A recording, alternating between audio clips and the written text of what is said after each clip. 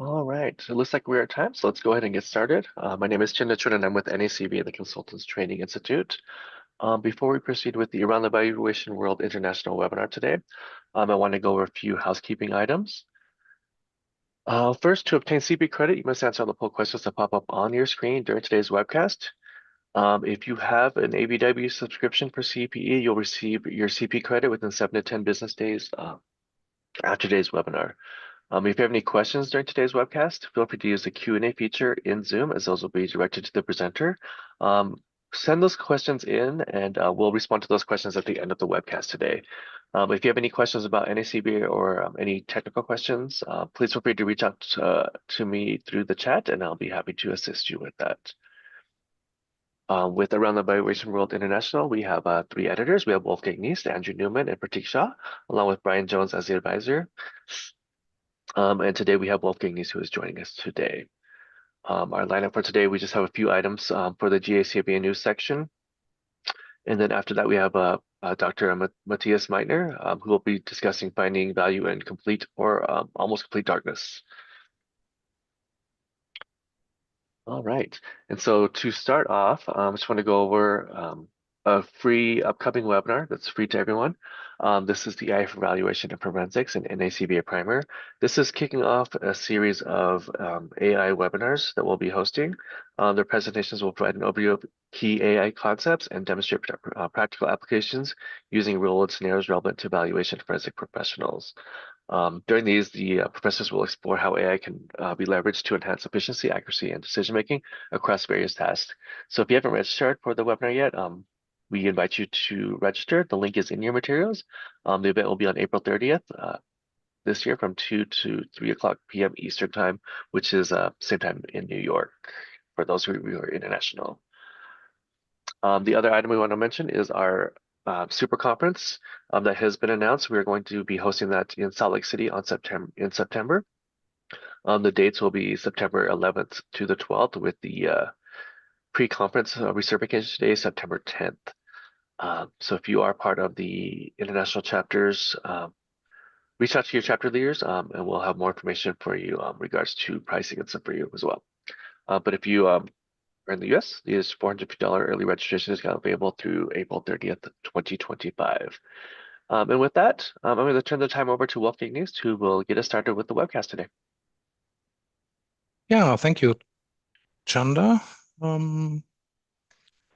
Yeah, we got some notes in the chat book. Chanda will share the slides for all participants here in a second. Yeah, I'm happy to introduce a good friend of mine, Matthias Meitner.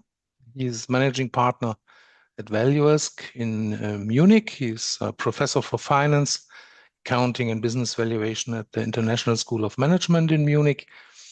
He's head of the expert network equity valuation and analysis of the CFA Society here in Germany. He's a member of the Capital Market Advisory Committee of the IFRS Foundation and a member of the EU-linked European Financial Reporting Advisory Group user panel. Between 2008 and 2015, he served as an equity and investment and portfolio manager at Allianz Global Investors in Munich, following a deep fundamental and valuation-driven approach. He's author of many articles and a nice book, unfortunately in German language only so far. Maybe he will work on a translation in the near future. Our exciting topic today is finding value in almost complete darkness. We recognize that I've chosen the right shirt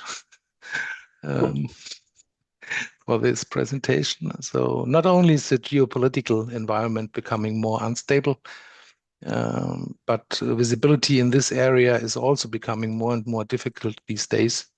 But we will touch a lot of other points of low visibility.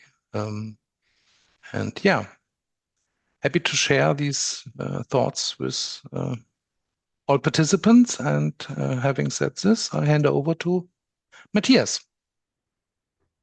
Thank you, Wolfgang, for the kind introduction. Thank you, Chanda, also for the invitation here to talk today about finding value in complete darkness.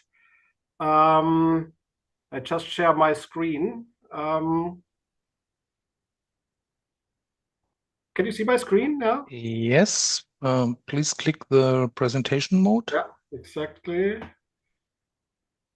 Just slide here. Perfect. Perfect. Okay. No, again, so a warm welcome also from my side. Again, many thanks for the invitation. Let's spend the next roughly 45-50 minutes together and looking a bit into how to find value in complete darkness, or as you see, almost complete darkness. So we are going to talk about both, even about really complete darkness. The idea of this little presentation here is to try to get a bit of a better understanding how we can get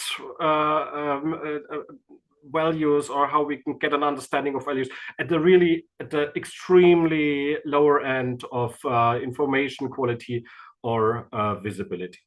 So let's start.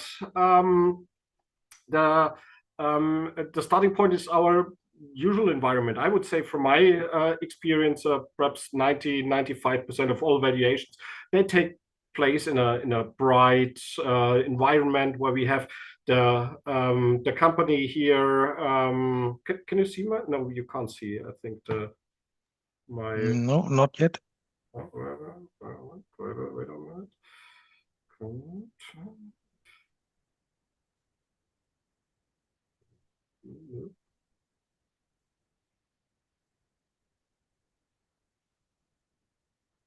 No. No. Just a second. Now I can also do it without not a big problem. So in the middle here you can see the target company, and for the target company in a bright valuation environment, we have comparable companies which are here shown as these little elliptic shapes and labeled cross section. Basically, comparable companies, peers from which we can learn and where we can do some observations. And then we can also learn from the past of this company here, from the history. We can learn from both the history of the comparable companies, and we find a setting in which there's a relatively high visibility. We have the expertise to understand the business models and to make sound forecasts, and we can do a fundamental analysis. And the peers, additionally, they also serve as a capital market benchmark, so we can derive some the risk parameters, for example, that we can use in our valuation setting. This does not mean that everything is easy, but at least the setting is relatively straightforward. We call these valuations of in-book valuation. Basically, we can follow the textbook approach on business valuations. And yeah, let's switch off this situation now, and let's enter the darkness of business valuation, a world where we do not have history from which we can learn, or at least not a representative history, where we do not have real comparables, or at least no comparables which are currently, for the current valuation, good comparable companies. The business model might be highly individual, no visibility in which direction the company develops. Capital market benchmarks are not easy to find. Information quality is weak, and we do not have a high quality balance sheet here in terms of economic assets. Here I labeled just IS 38, so meaning that the intangibles that perhaps drive the success of this company are not found on the balance sheet here. And that's the setting in which we about which I want to talk about today, and that's clearly an out-of-book valuation setting that we find here. It's no longer something we can approach by textbooks. And a starting point is really very quickly just that there are no misunderstandings. So in terms of what do I talk about here, I'm just talking about investment values or decision making. Okay, so I just labeled here some basis of value that you might know from the EVSC. So I don't care about different bases of value in my presentation today. Could be that we talk about market values. Could be that it's not really a market value. You will see during the presentation. It's rather really a question from a decision maker's point of view that I'm going to talk. And I don't talk about any rules or what you should do. It's really it's clear focus on decision making. So starting point, and I think everybody knows this. When we talk about darkness, in which really we do not see a lot what's going on. This translates first and foremost into a risk premium in our, for example, discounted cash flow models. And darkness means a high risk premium, a very high risk premium. And a high risk premium basically means a low value. And I'm going to start here to talk about our darkness, so meaning a darkness for everybody, for you, for me, for everybody. Nobody has really a clue about what's going on. And I just showed it here on this slide so that you can see in a world where you have a great visibility, which we might call a bright, as I called it, a bright evaluation setting. So risk premiums are low, relatively low, and the value is relatively high. Remember that the risk premium is not, it's really a subjective risk premium. So it depends on the uncertainty of the decision maker here. It's not that there is some sort of an objective uncertainty. If you do not feel comfortable making forecasts, this is part of the risk premium. If you and here we are in the middle of this page here. If you have a normal visibility, then the risk premium is somewhere in the middle, and you have the value as a result of this simple terminal value formula is also somewhere in the middle. And our setting here, darkness, means high risk premium and a very low value. So in the ultimate state of darkness, the values of assets are relatively low. Okay, why do I talk here about our darkness? Because this is very important. We have to separate this first very important point. We have to separate this from the case where it's only your darkness, perhaps, or my darkness. So could be that everybody understands and everybody has a good value information setting, but you actually are in a world of darkness, be it because you do not understand the business model very well, or be it you do not have the time to analyze the company very well. And that's important to know. In a world of, it's here on the left-hand side, where everybody is in a bad information environment, then the values are, or the limits of value, there are basically, from a conceptual point of view, no limits of value. There's just one value. And from a conceptual point of view, and you can see here for the buyer and for the seller, the asset has a low value. But in a world where it's just you who lives in a world of darkness, you have to take care. Huh? So then for a buyer, you get a very low value. For a seller, the limits of value are extremely high. So you better, because you are the only one who doesn't understand, let's say, or who lives in the world of uncertainty, you should take care that you do not sell the asset at a too low price. And this means now, if you are, for whatever reasons, the one who lives in darkness, you get a range of values. Okay, it's no longer that uncertainty only drives down the asset values. Now you get a range of values. And the learning here is you should do research. You should do a lot of research. to get away from this situation and to make sound investment decisions, to be at the level of the average market participant. That's just to remind you to have a look on the perspective of darkness.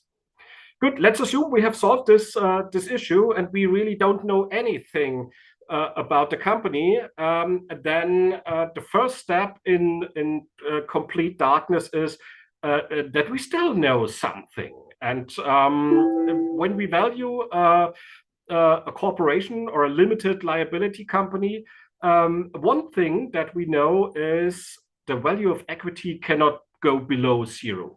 So zero is the floor for the value, and this is already quite an important information.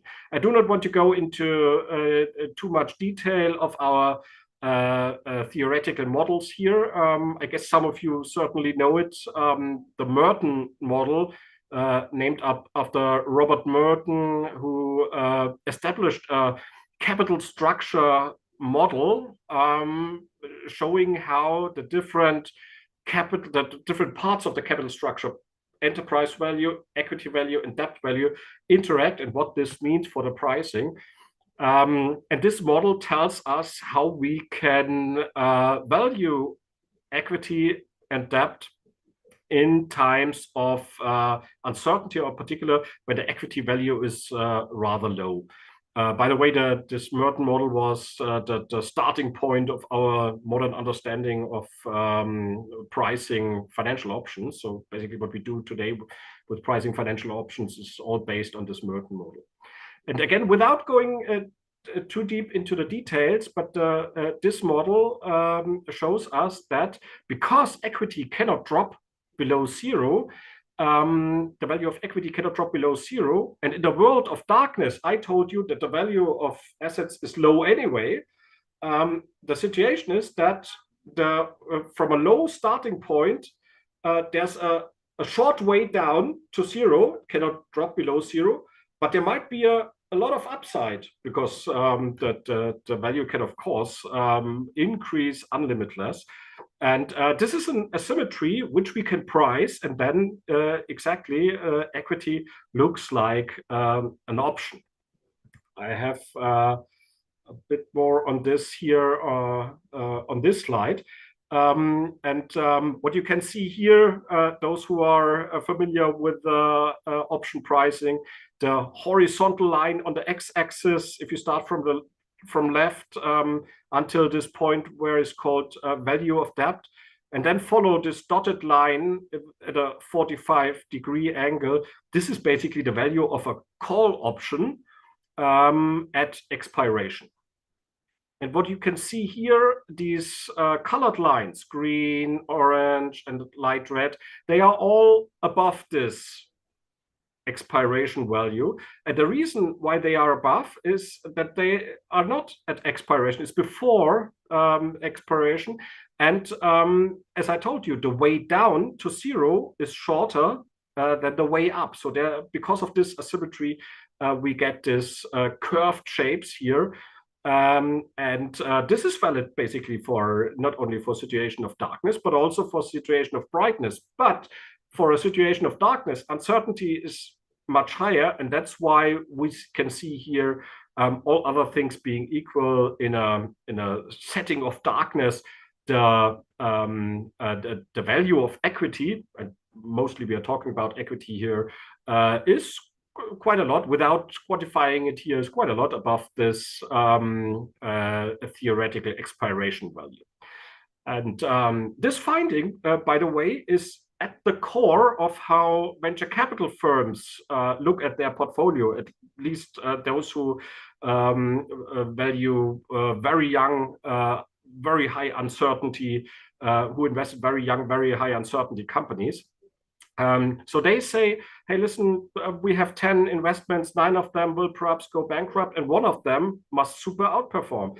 And this is possible because it can outperform a lot. Upside is unlimited, but downside is for the other 9 investments is limited. And that's basically just an option pricing view in a world of complete darkness. Of course, they try to reduce the darkness or bring some light into the darkness additionally, but the whole concept here, starting point in darkness, we can already work and find a little bit of value when thinking about this limit at 0 for the equity value. In reality, we can also add a bit, at least this is perhaps not fully true for startup companies, but often for distressed companies. I mean, by the way, I didn't say it at the beginning, but when I say we talk about complete darkness, mainly we talk about two sorts of companies. It's very young companies in tech industries, or we talk about highly distressed companies. Okay, these are most of the companies where we really find the highest degree of darkness. Okay, here in this case, it's a bit of an add-on to the situation where we have our option pricing model here. We can additionally also have a look at the balance sheet. I will come back to this later. And perhaps we find on the balance sheet some assets which allow us to increase our liquidity a bit. Not necessarily cash. Cash is great, of course, but could also be other assets. So that's also something we look at clearly when also for young companies, but particularly for distressed companies, can we perhaps improve our option style valuation a little bit by also including the possibility to prolong the life here by using some assets on the balance sheet. And you see the dark red line here, it lies above the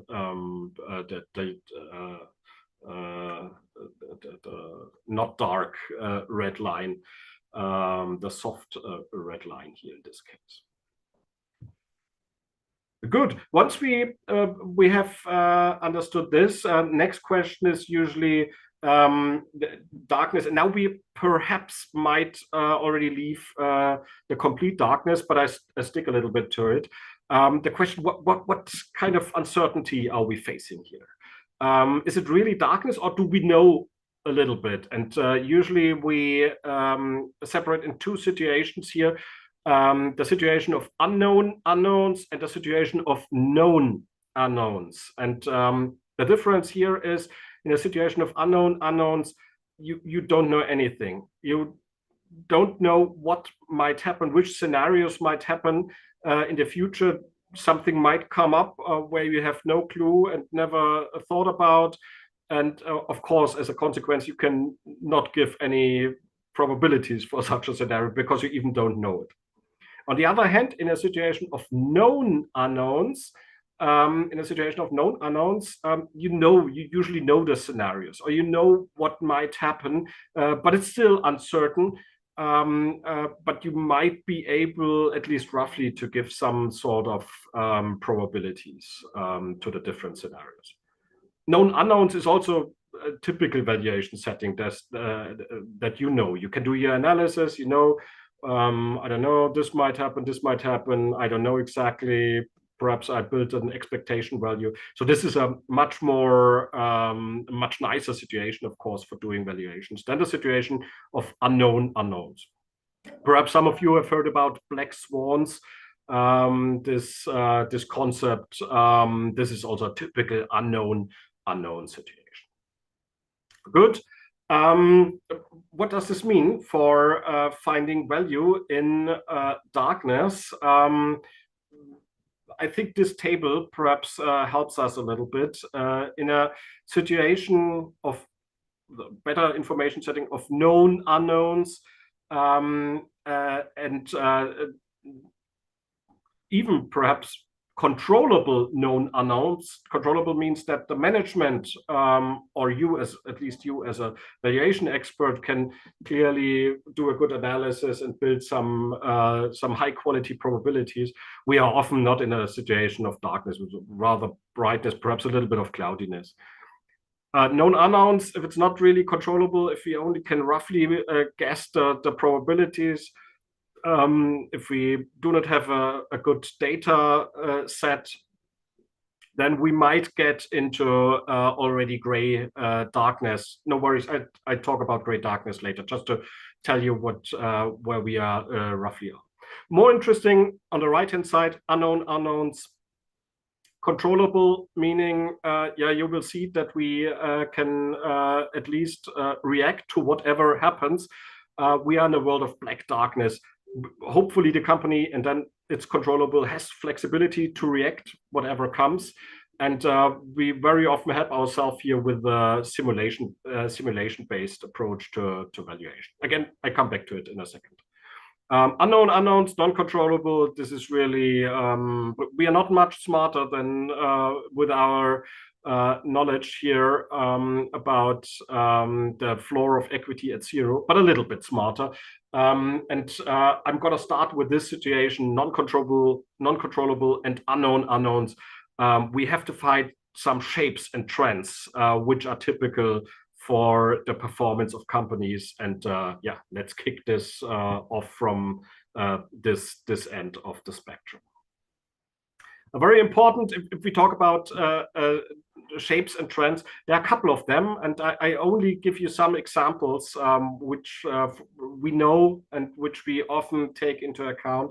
One of them is the concept of mean reversion. Mean reversion means, on average, and it's already could be a trap, but on average, certain performance measures of companies turn back to the average, basically to the mean, to the long-term trend. One example is shown here. It's not a situation of darkness, but we see that earnings which are very high for a couple of reasons go back to a normal state, and earnings which are very low also for a couple of reasons go back to a normal state. Here in this case, it's our accounting system which allows to push a little bit upwards earnings or a little bit downwards earnings, but this will even out over time. Okay, but there are many other drivers. Without going here too deep into the details, there are many other drivers for this mean reversion. We can also observe it for revenue growth rates. Revenue growth rates normalize over time. Again, this could be a trap. It's a very important concept, the concept of mean reversion, but could be a trap. Also, it doesn't mean that a company which underperforms necessarily comes back to the mean. It could also be that it constantly underperforms and gets even worse. But that's at least in certain circumstances, if we have no clue, a fair assumption to assume some sort of mean reversion. Again, I do not go through all the shapes that we know. Another one, which is very well known, in particular for younger companies, is this S-shaped development. What we can observe for many performance development paths of young companies. This S-shaped development often, so when we model it according to some sort of a logistic function. It's not as easy as it's labeled here, but we have to fit it correctly, of course. But that's roughly how it looks. The reason why S-shape is it takes a long time, takes some time until the performance starts, and then it really starts. Because, for example, customers, the first customers have used the product, and now other customers see that it works, and then it's exponentially, it increases until a certain point, and then it flattens out because and that's on the right hand side, because there's some saturation in the market, and this gives rise to this S-shape. We also see S-shapes for distressed companies coming out of a distress. So this is something what we also use. Again, so we haven't made any forecasts so far. Right? So it's still, we don't know a lot about the company, just we use shapes here. Another typical shape, and that's the last one I want to talk here, is the tipping point. Tipping points are points where this structure in the shapes changes at a certain point. And we know it for a couple of cases where tipping points might be. And what you see here on this slide is look at the white performance line, so the curved line or the waves here. So everything stays above this dotted line, so no real impact from the tipping point. And then look at the light red line here, and you see it crosses the tipping point, and then it goes down. So then the dynamics immediately change. One very famous example for tipping points are so-called indirect insolvency costs. Indirect insolvency costs, it's a situation where at a point where of healthiness or of sickness of the company, the stakeholders start to react adversely. A customer, for example, customers refrain from buying the product because they do not want to buy product from a nearly insolvent company. Employees might leave the companies. Banks might start not prolonging any credit lines. Okay, the company is not insolvent yet, but there's a tipping point, and once you reach this tipping point, then automatically it's like a self-fulfilling prophecy, and then the performance really crashes. And this is not a new phenomenon. I have a nice citation here from Ernest Hemingway. The Sun Also Rises, already 1926. There's a dialogue between two persons. How did you go bankrupt? Bill asked. 2 ways, Mike said. Gradually and then suddenly. And that's exactly the description of the tipping point. So gradually, so you slowly go down to the point of no return, and then suddenly. And we also know a couple of other such points of no return. So knowing these shapes is very helpful for modeling.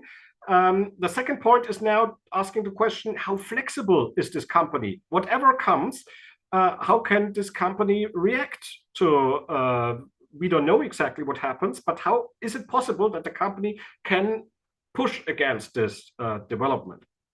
I come back to flexibility on the next slide, just as a reminder. We often do not like a lot of management flexibility in good times, because management flexibility in good times often means that management spends money for stupid things.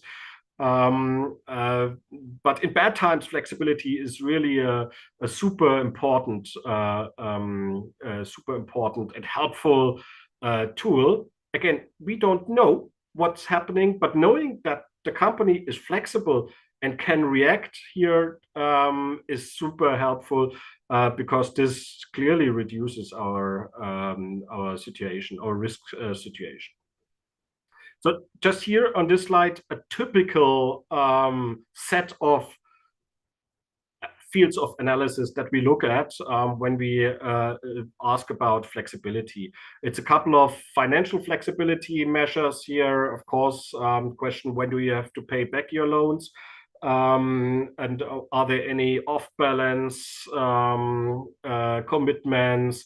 Can we use, we already talked about this, our assets, some of the assets perhaps, to liquidate them and enhance our flexibility here. But of course, we also look at the operations here, the quality of the management team. We look at the quality of the organization of the product portfolio. Is this a one-trick pony which can only work in this scenario, and if this doesn't work, the company cannot survive?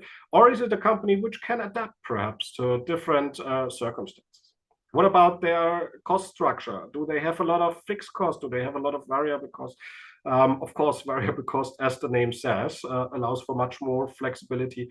Having a high portion of variable costs allows for much more flexibility than having just a low portion of variable costs. Okay, the thinking here is whatever might happen, and we even don't know. Still, we are in a world of unknown unknowns. But we know roughly which shape they might take. Where are the tipping points? Perhaps we know at least roughly, and then we can also model the possibility of the company to react. Very often in such cases, because of these non-linearities that we face in such situations, I'm not a super general fan of simulations. So in most cases, as long as we are in a linear world, it's not that they add in all cases a lot of value. But if we have non-linearities or tipping points, it's really helpful. And so what I show you here, it's a typical situation of it's really, I reduced this here for didactical reasons here. We have a company with limited liability, so you see nothing drops below 0 here, and we have some tipping points. So you see the pink lines, they all are somehow pulled down closer to 0 once the values here reach a certain limit. And this is nicely, you have to take care with the modeling, and that requires some diligence, of course. But once you have done this, you can perfectly here model a company. And again, so we don't know anything or don't know a lot about what might happen, and still we can help ourselves. This will change now, because now we enter the world of gray darkness. So we can make some forecasts, and now I'm going to talk about the lower. So we can make some forecasts, but really in a very difficult environment. Starting point is often that we try to apply some heuristics, so some scorecards which we compare to other companies, for which perhaps we have transaction prices, and then rank the companies. We often do this for younger companies. Perhaps you also know the Berkus method for valuing startup companies. It's basically a scorecard method. We also have such scorecards for distressed companies. Sometimes a bit, they look different, of course, but that's really the first step for trying to bring the concrete setting of the company now here into our valuation, or the concrete outlook for the company, even if it's implicit into our valuation. Very often, and this is particular for young companies, we see a profit and loss statement with positive revenues, but it's only in 5, 6, 7 years. And the question is, how can we forecast away how much will we have in 5, 6, 7 years? It's a typical situation when valuing startup companies. And what we do here in order to live in such a world of gray darkness is we build a bit more than just one performance statement, the profit and loss statement. We build also performance statements for other performance measures, which hit earlier. Here in this case, I have it's a startup company with a freemium business model. Freemium means the basic offer is for free, so the application you can use on the smartphone. But if you want to have the advanced offer, you have to pay. And what you can see here, again, without going into all the details, what you can see here is we have, it's only this upper level, which is called here finance level, where we talk about money flowing back in terms of revenues to the company. But for all these other levels, we also have some sort of performance. And we model this as well, so that we can look up how many paid leads has the company. Okay, this is cash out. How does these paid leads translate into App Store visit? How do the App Store visits translate into new users? So still nobody has paid for our offer here. Then we have how do new users translate in weekly active users? And then, so you see the whole chain built more than one performance statement. And of course, with all the uncertainty, it's not that we know for sure what is happening, but this helps a lot to reduce the uncertainty here by having not only a financial performance statement, but really some other performance statements. More for particularly for distressed companies, try to reduce the situation down to the very basic rules that always apply.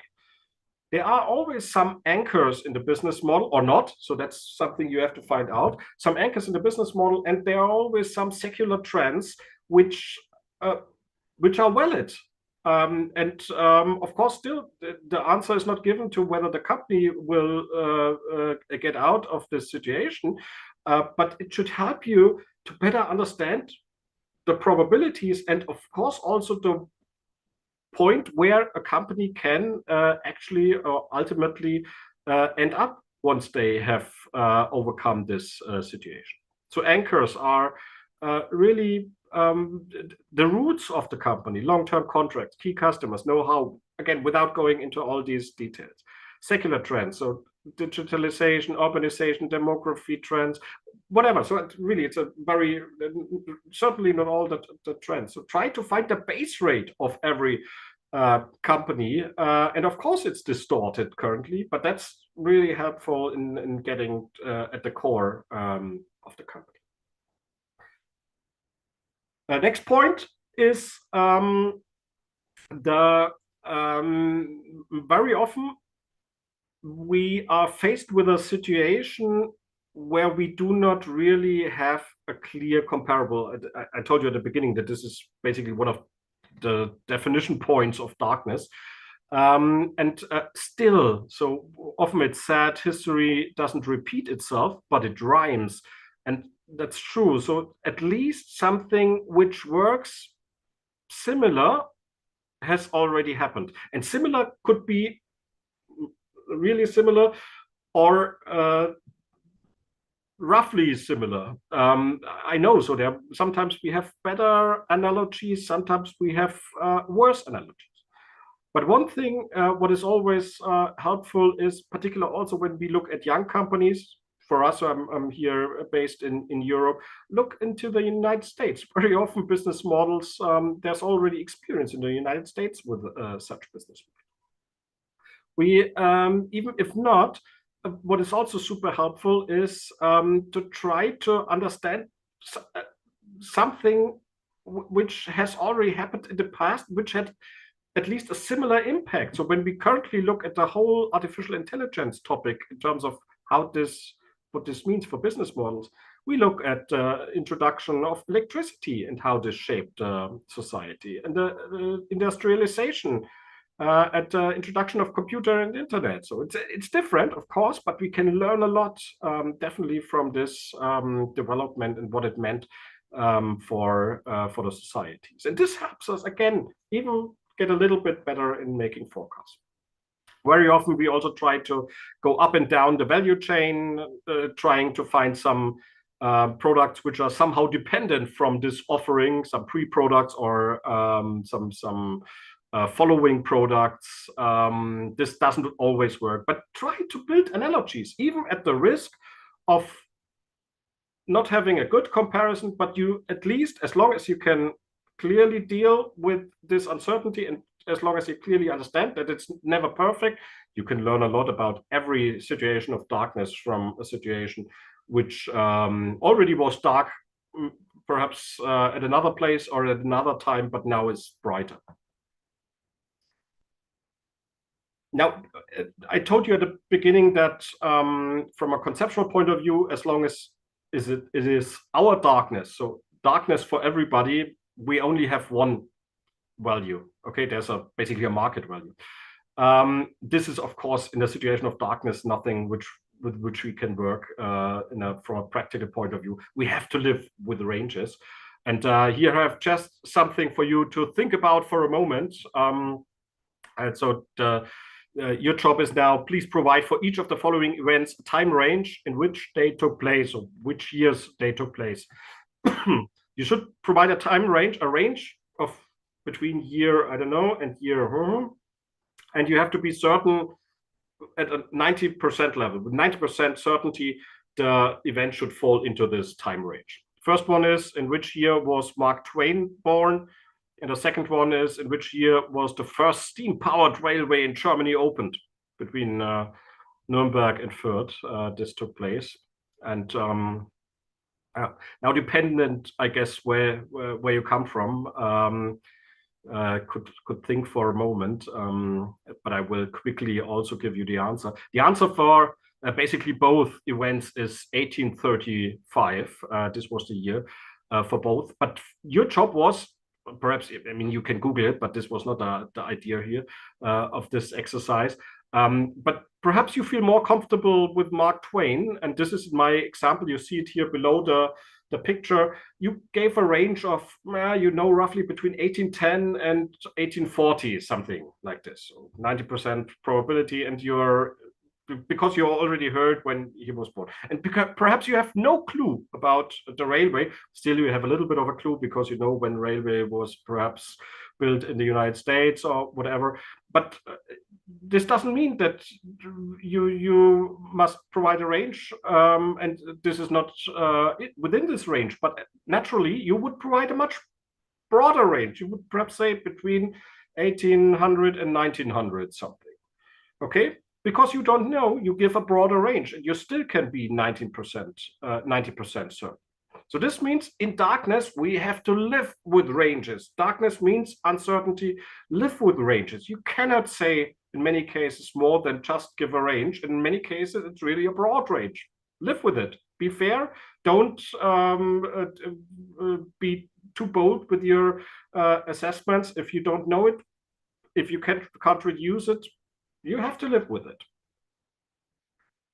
Now we come to the first time we come also to a situation which it's called parsimony, or that building a parsimonious analytical approach and parsimonious valuation model.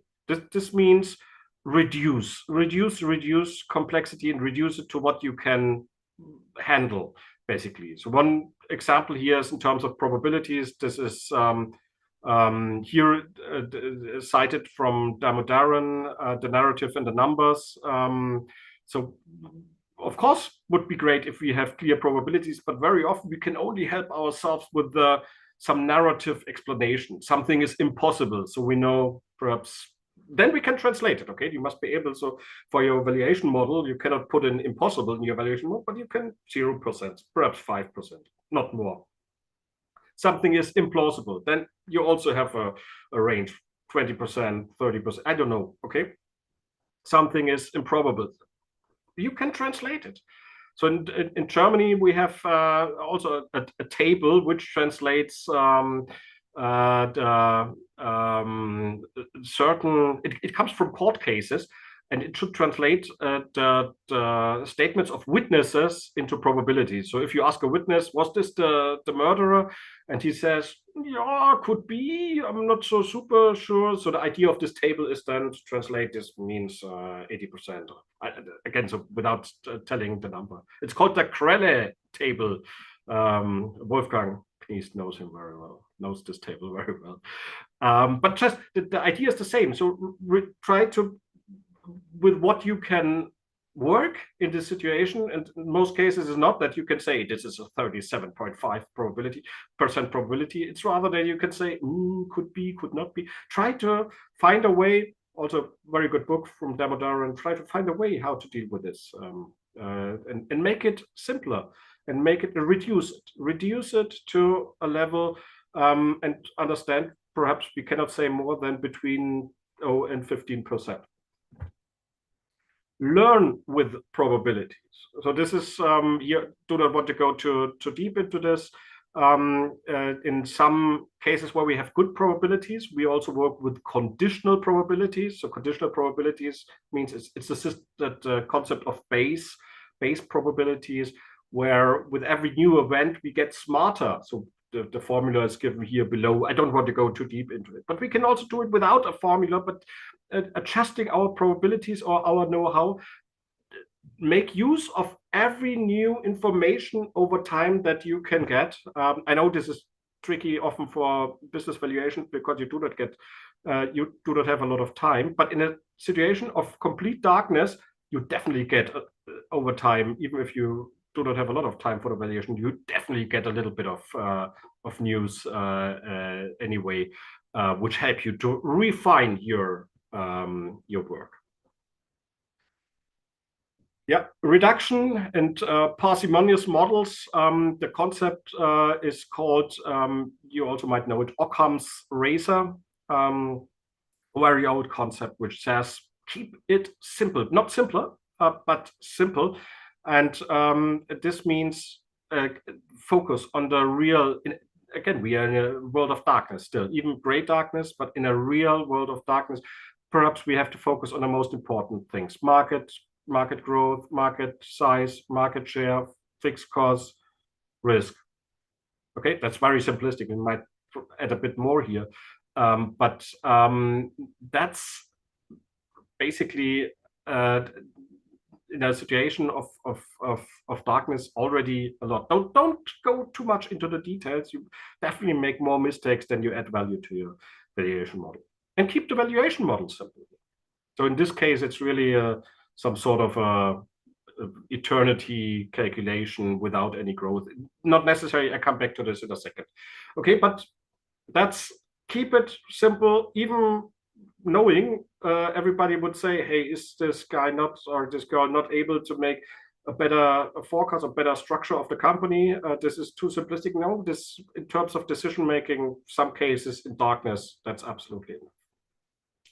And now we might even approach a situation where it's no longer full darkness, but where there is a light at the end of the tunnel. There's a light, perhaps we see what the company might be somewhere in the future. And this still doesn't, we're still in darkness, but we see a bit more light in the future. And here, a couple of concepts that we try to use in such situations. First concept is earnings power. Try to understand what is the power of this company, the potential of this company of generating earnings in a normal environment. So this helps also from a thought-provoking point of view to deal with this very often, to deal properly with a valuation case. Normalize out everything what is not helpful. Think about the anchors and the trends we were talking about. Think about sustainability. So in terms of, not in terms of ESG, but in terms of what does this mean for a sustainable level? Don't think in business cycles, over the cycle. So average out. So that's very helpful to get an understanding. Once this company is perhaps in a stable state, could be a young or distressed company, what is the performance level that we can expect here? This doesn't mean that this company definitely comes out, but what is it if? And then we can work with, again, simplified models. So that's here an example of a residual income valuation model. Residual income valuation, honestly, is a very theoretically sound model. So we can translate these residual income valuation models perfectly to a discounted cash flow model. But here, in this case, it's not used for theoretical accuracy, but because of its clear statement. So the statement is, as long as you can, as long as the book value of equity is a good proxy for the equity portion of the assets of the company, the economic assets of a company. So it often not the case for young companies, because for young companies, many of the economic assets are not on the balance sheet. But if this is the case, then we can assume, because of competition, a normal performance means that if the company just normally performs and doesn't show any outperformance, that the value of the company equals basically the book value. Normal performance on the book value of equity, if it's good representative for the economic assets, then you should also get a value which equals the book value. And now in a second step, you can think, but perhaps this company can outperform. Perhaps this company can outperform. They might be able to generate some residual earnings. And perhaps also this company might underperform because it's currently under distress for a certain period of time. So it could also add some negative residual earnings here to this equation. But it's really, again, it's not the theoretical model of residual income valuation that I'm going to talk about here. It's rather the economic model where we simplify, again, so the concept of reduction with this valuation model. Another model here also the light at the end of the tunnel is here in a couple of years. And you might know this concept here. It's the venture capital model, venture capital valuation. And the idea is to value the company, so in a young company, value the company in the mature state, let's say in 5-6 years. Often you take an forecasted, whatever, EBIT, EBITDA, apply a multiple. Then you have the value in the future, but once the company is in a mature state, and now you have to bring it back to today, taking into account the risk, taking into account interim cash flows. That's not easy, but the concept is quite striking. Huh? So we talked about earnings power. You can also apply such models for distressed companies. Earnings power in the future, multiple. You have a value in the future, or even you can apply another valuation model, and then take into account the probability that the company gets out of this mess in which it currently is, and take into account the path until then. You might make mistakes, but it's the concept of valuing the company in a future state where we see brightness, where we see a light at the end of the tunnel, is quite striking for young companies, also for distressed companies. Another question, what kind of discount rates should we apply? How about the capital asset pricing model or whatever? Honestly, we are here in darkness. Look at what professional investors, darkness investors do, and professional darkness investors are basically venture capital funds or investors in startup companies. And for them, we at least have a lot of empirical evidence. What are the required rates of return that flow into the models? And I have just a couple of these data here on this slide. Again, do not want to go through all the details. It's collected by some colleagues of mine. Yeah, use it, build your, I mean, still there are ranges, but at least so roughly you can get an idea. Now you have, of course, set the degree of darkness into context, into the context here of where we are in which stage of a startup valuation environment. Yeah, hello darkness, my old friend. That's basically here how we can deal with darkness. Again, so we will never be satisfied. Of course, the results will be blurry, but it is what it is. We cannot do better.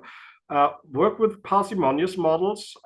Try to get the big picture roughly correct. That's what matters. Try to